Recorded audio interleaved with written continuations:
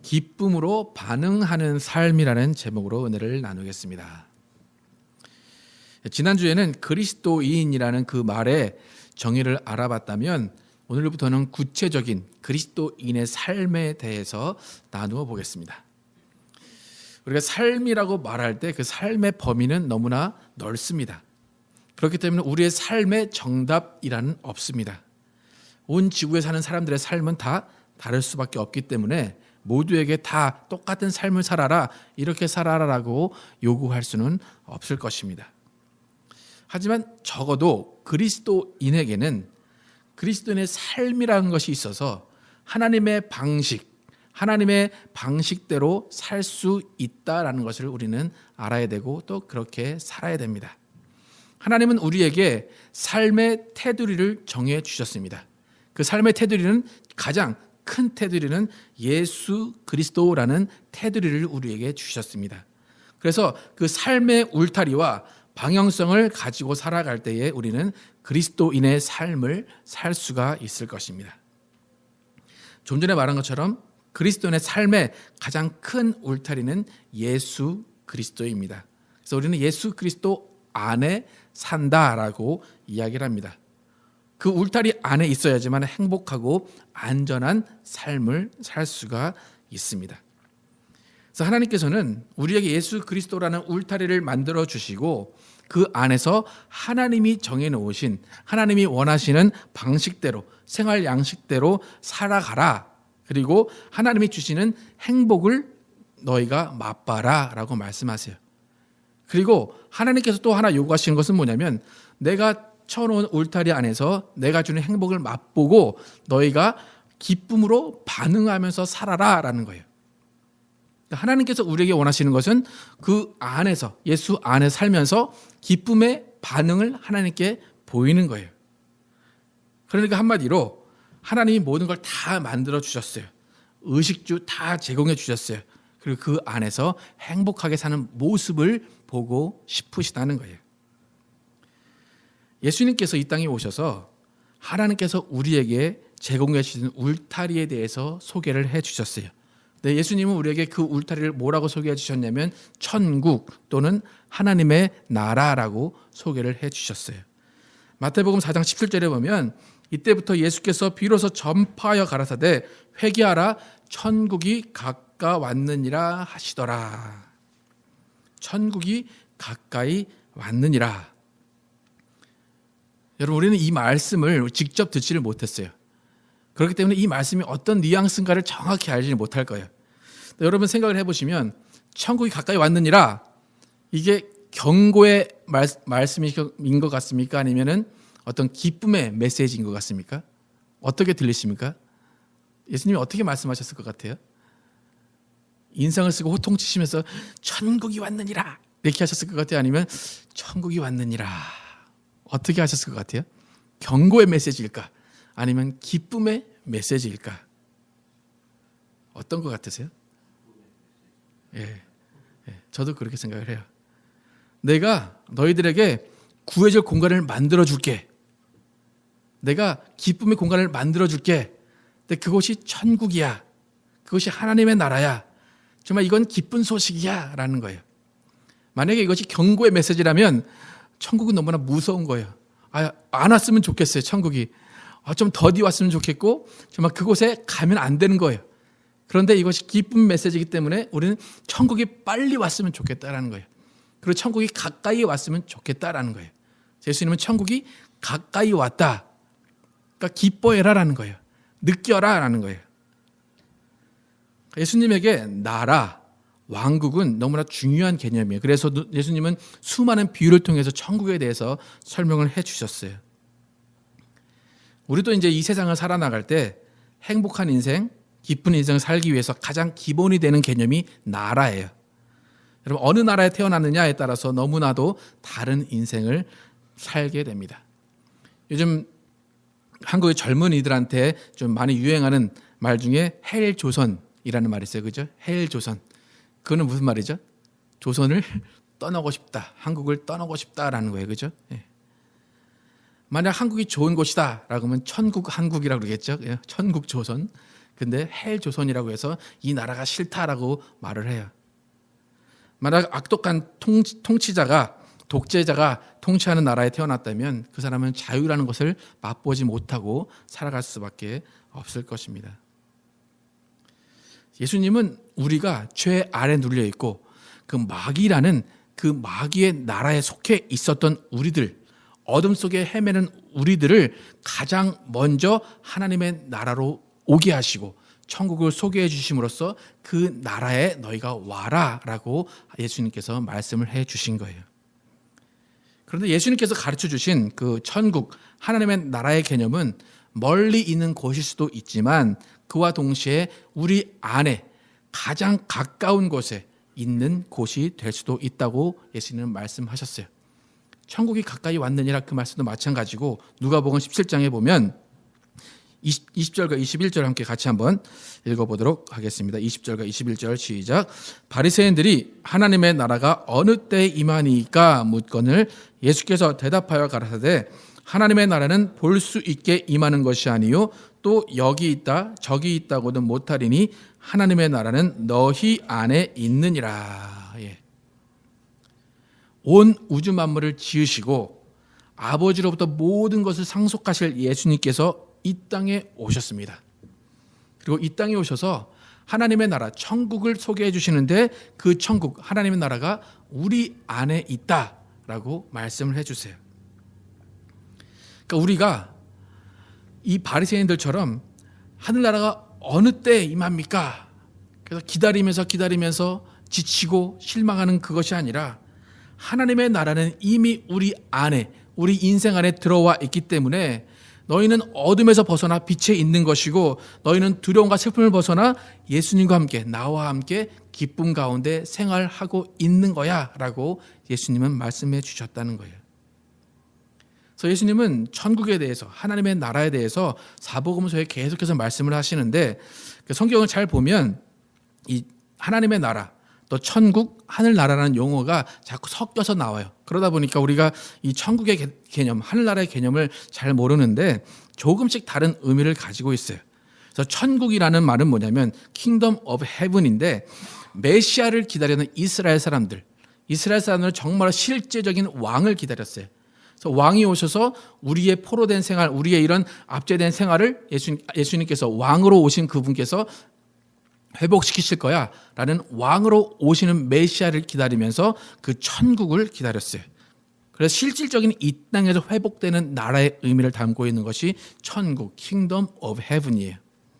그 하나님의 나라, Kingdom of God은 뭐냐면 이 눈에 보이는 이런 나라 그것도 포함이 되지만 전체적인 모든 하나님의 통치가 있는 곳, 하나님의 통치가 있는 하늘과 땅과 모든 만물 그곳에 하나님의 통치가 있다, 주권이 있다라는 개념이 Kingdom of God, 하나님의 나라예요. 마지막으로 하늘나라, 우리가 이제 가장 잘 아는 천당의 개념이 하늘나라죠. 이것은 우리가 죽어서 갈 수 있는 예수님이 지금 준비하고 계신 새하늘과 새 땅 그곳을 가리키는 의미가 많이 나타나 있습니다. 그래서 오늘 예수님께서 천국이 가까이 왔느니라 마태복음에서 말씀하신 이 말씀은 마태복음에서 해석하는 것에 따르면 단순히 우리가 죽어서 가는 것이 아니라 예수님을 왕으로 모신 그리스도인의 이 땅에서의 삶을 포함하고 있는 개념이라는 거예요.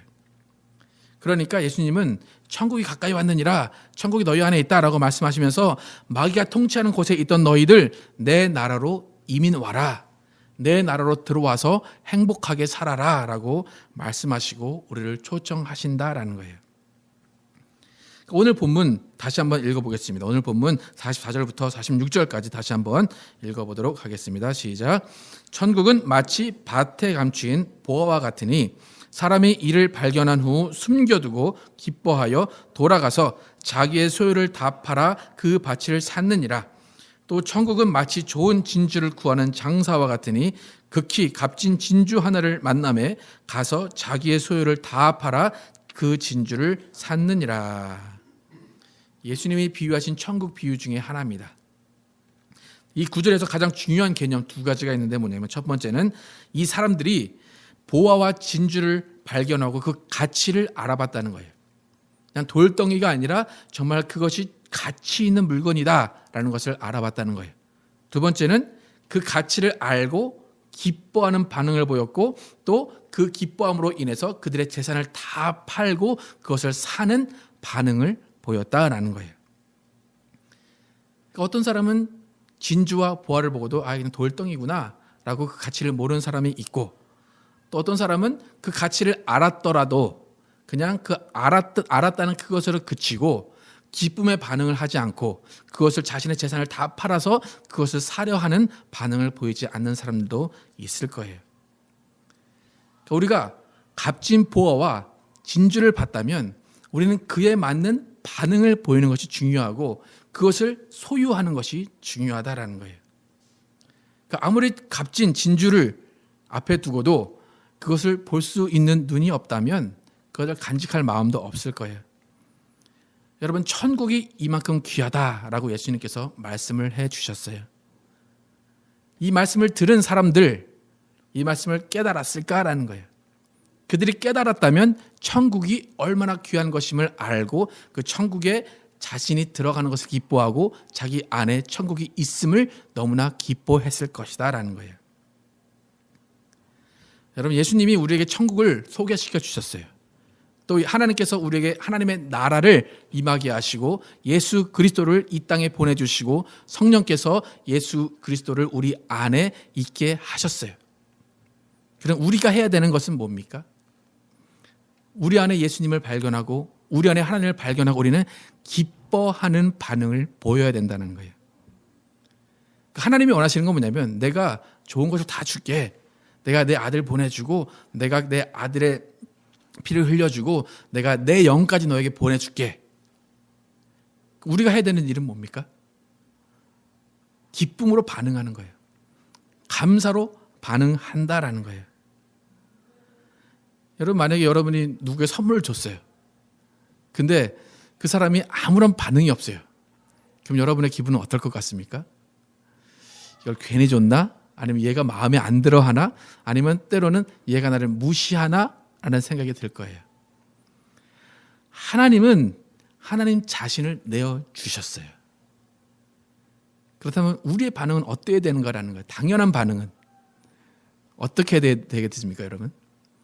기뻐서 날뛰어야 됩니다. 우리의 반응은 성령을 모시고 예수 그리스도 안에 계시고 내 하나님의 나라가 내 안에 있다. 그 사실 하나만으로 우리는 기뻐서 정말 이 세상을 막 뛰어 돌아다녀야 된다는 거예요. 여러분 안에 하나님의 나라가 임했다라는 사실을 아십니까? 예수 그리스도가 여러분 안에 계시다는 사실을 아십니까? 그럼 여러분의 인생은 어떠해야 되겠습니까? 기뻐할 수밖에 없다라는 거예요. 누가 뭘 줘서, 남편이 꽃을 줘서, 남편이 선물을 줘서 기쁜 게 아니라 예수님이 내 안에 계셔서 기뻐할 수 있다라는 고백을 우리는 할 수 있어야 된다라는 거예요. 하나님이 우리에게 깨닫게 해주시는 하나님의 나라의 가치, 예수님의 가치를 깨닫고 우리는 기뻐하는 반응을 보이는 것, 그것이 우리의 인생이라는 거예요. 때로는 우리는 우리 스스로 내가 원하는 것을 더 기뻐할 때가 있어요. 내가 원하는 걸 받을 때 기뻐할 때가 있다라는 거예요. 그런데 때로는 삶이 기쁘지 않아요. 왜 그럴까요? 내가 원하는 것이 안 이루어졌기 때문에 기쁘지 않아요. 내가 소원하는 것이 이루어지지 않았기 때문에 기쁘지가 않아요. 그러니까 우리의 삶은 자꾸 기뻤다가 슬펐다가 기뻤다 슬펐다 자꾸 반복을 한다는 거예요. 여러분, 하나님의 나라가 우리 안에 임했다라고 하십니다. 예수님이 우리 안에 계십니다. 여러분의 그 가치를 아시고 여러분 좀 반응을 좀 보이시기 바랍니다. 여러분 좀 반응을 좀 보이세요. 예. 보화와 진주를 산 사람이 그것을 금고에 두고 문을 열 때마다 어떻겠습니까? 미소가 번지겠죠, 그죠? 뿌듯하겠죠. 예. 여러분 안에 그런 가치 있는 보화가 담겨 있다는 거예요. 예수 그리스도가 여러분 안에 계시다는 거예요. 여러분이 슬픈 일을 당하고 힘든 일이 당해요. 그러면 여러분 어디를 보셔야 돼요? 여러분 안을 보시면 돼요. 예수 그리스도를 만나시고 여러분이 하나님이 여러분에게 주신 하나님의 나라를 보시면 돼요. 그러면 여러분의 기쁨이 다시 회복이 될 것이다 라는 거예요. 그러니까 여러분이 전 재산을 잃었어요. 그러면 여러분의 기쁨은 어디서 회복이 되어야 됩니까? 예수 그리스도를 바라보시고 그 안에서 여러분의 기쁨이 회복이 되어야 된다라는 거예요. 만약에 여러분이 예수님을 최고의 가치로 여기지 못한다면 절대로 그 기쁨은 회복이 되지 못할 거예요. 하지만 여러분이 예수님을 정말로 이 세상에 어떤 것보다 귀하게 여기고 세상의 모든 것보다 가치 있게 여긴다면 여러분은 기쁨이 회복이 될 수 있을 것이다 라는 거예요. 여러분의 기쁨이 회복이 될 수 있는 이유는 뭐냐면 예수님의 가치와 천국의 가치, 가장 가치 있는 그것의 가치가 변하지 않기 때문이에요. 이 세상에 때로는 보화, 진주, 때로는 가치가 떨어질 수 있어요. 내가 금덩어리를 금고에 넣어놨어요. 근데 금값이 막 뛰어올랐을 때는 그것을 보고 미소를 지어요. 그런데 그 금을 보고 미소를 못 지을 때가 있어요. 언제죠? 금값이 떨어질 때예요. 이걸 팔아야 되나 말아야 되나. 근데 예수님의 가치, 하나님의 나라의 가치는 절대로 떨어지지 않기 때문에 우리는 거기서 항상 기쁨을 얻을 수가 있다라는 것입니다. 여러분, 신앙생활은 기쁨으로 하는 것이지 의무감으로 하는 게 아니에요. 예수님을 만나는 것이 기쁜 사람은 다른 뭔가를 의지해야겠다는 생각 자체를 안 하게 된다라는 거예요. 여러분, 교회라는 공동체에 함께 기뻐하면서 있을 수 있으려면 우리 모두가 예수님을 최고의 가치로 여기는 눈을 가지고 있어야 돼요. 어떤 사람은 예수님이 최고의 가치예요.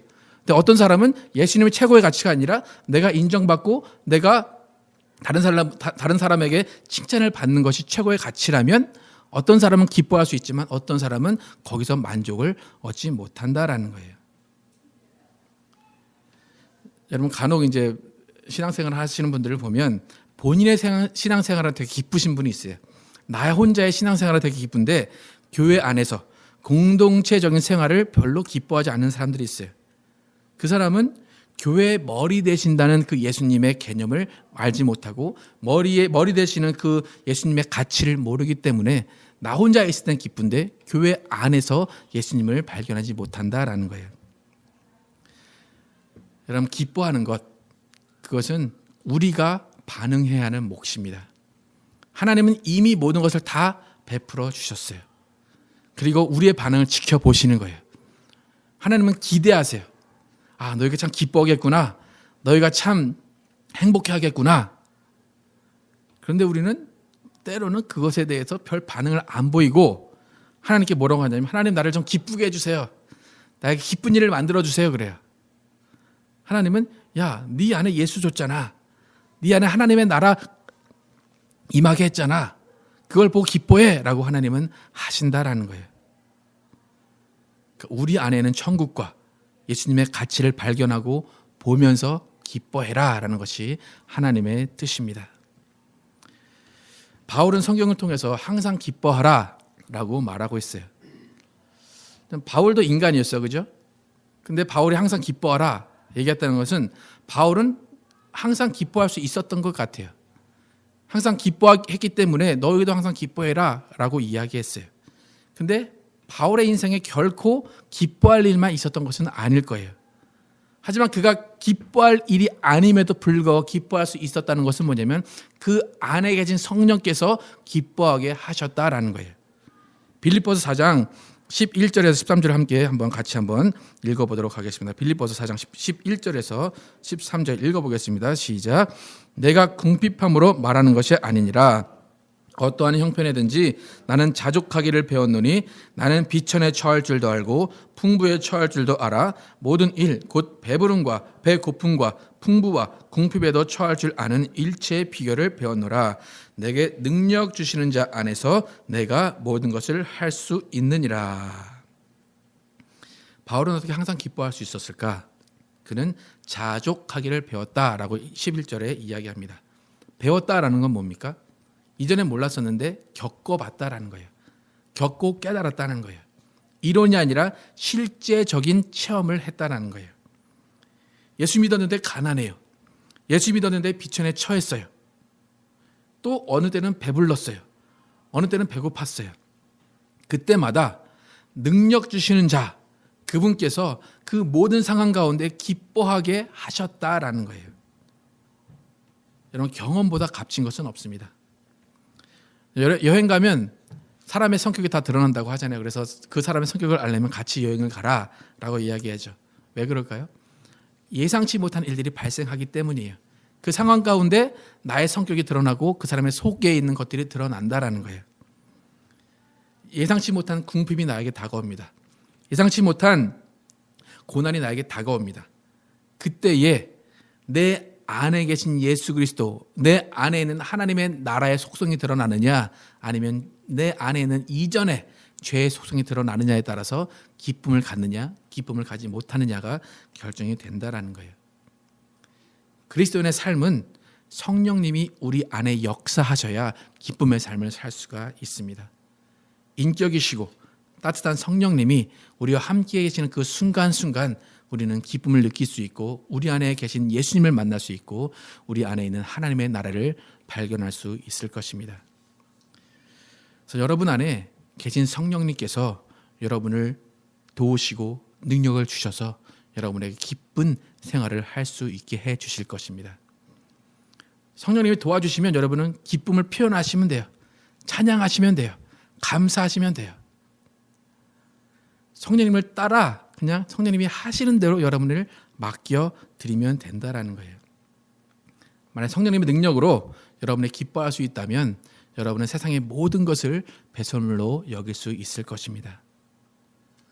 여러분의 기쁜 삶, 그것은 여러분이 원하는 것이 이루어지고 기도가 응답이 돼서가 아니라 예수님께서 내 안에 계신 것과 하나님의 나라가 내 안에 있다는 것을 성령님께서 깨닫게 하시고 성령님의 능력을 주셔서 항상 그것을 이기게 하시고 모든 상황을 이기게 하시고 모든 상황 가운데 기쁨을 주시기 때문에 여러분이 기쁜 삶을 살 수 있을 것입니다. 내게 능력 주시는 자 안에서 내가 비천할지도 알고 부유할지도 알기 때문에 기뻐하고 평안할 수 있다는 것을 깨달으시고 예수님을 최고의 가치로 여기고 여러분의 모든 것을 내려놓고 하나님께 기쁨으로 반응하면서 행복한 삶을 사시는 여러분과 제가 되기를 예수 이름으로 축원합니다.